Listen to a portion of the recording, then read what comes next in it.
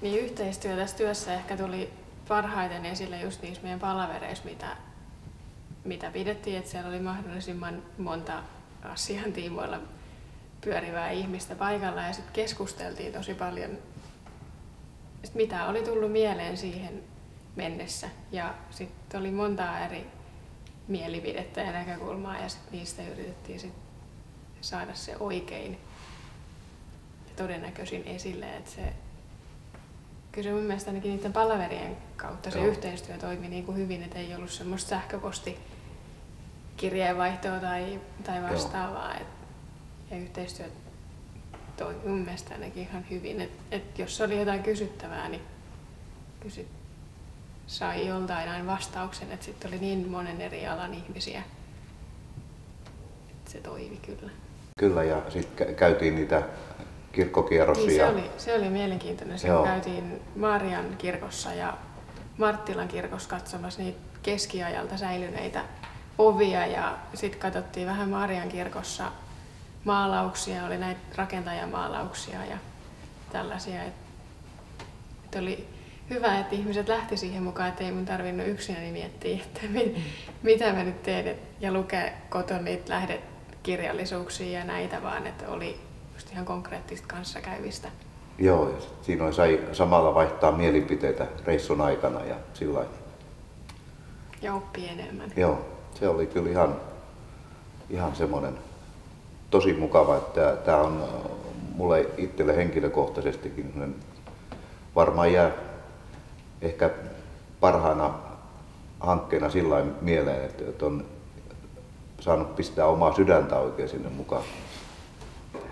Sillä, että on. Sitten täytyy muistaa ennen kaikkea, että on projekti mikä tahtoo, niin se on siltä kannalta kauhean tärkeää, että tutustuu erilaisiin ihmisiin, ihan semmoisiin, mikä tavallaan ei ole siinä elämän arkitasossa, niin tulee ihan, että tämmöinen kirkkotutkija Hiekkanenkin tuolla, kun se on, nytkin hän on Italiassa, että hän olisi ehkä täällä muuten, mutta hän on Italiassa tällä hetkellä, niin semmoisia erilaisia persoonia samaa, se on niin semmoinen aika rikastuttava sillä. Ja sitten kun on ihan semmoisia jotain omilta aloiltaan, niin ainahan sieltä jotain tulee jokaiselle. Jokainen saa vähän jotain enää semmoisestakin.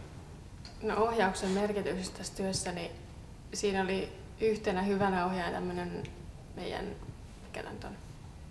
talonrakennustekniikan vastaava yliopettaja, joka sitten taas ohjasi tätä työtä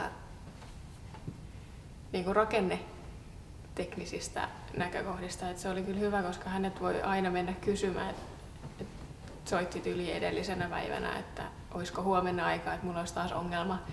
Ja sitten käytiin yhdessä läpi ja se oli tosi tärkeää, että se oli niin, ei tarvinnut odottaa viikkoa, että koska nyt sopisi ja että sai ratkaisun. Tai ei hänkään niin suoraan koskaan ratkaisua kertonut, vaan ohjasi aina eteenpäin.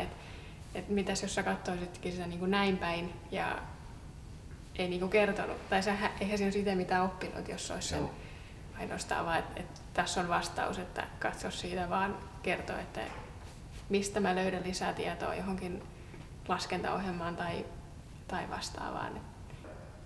Niin semmoisen myötäisessä hengessä kumminkin se on koko prosessi, että se on sillä tavalla ollut kiva.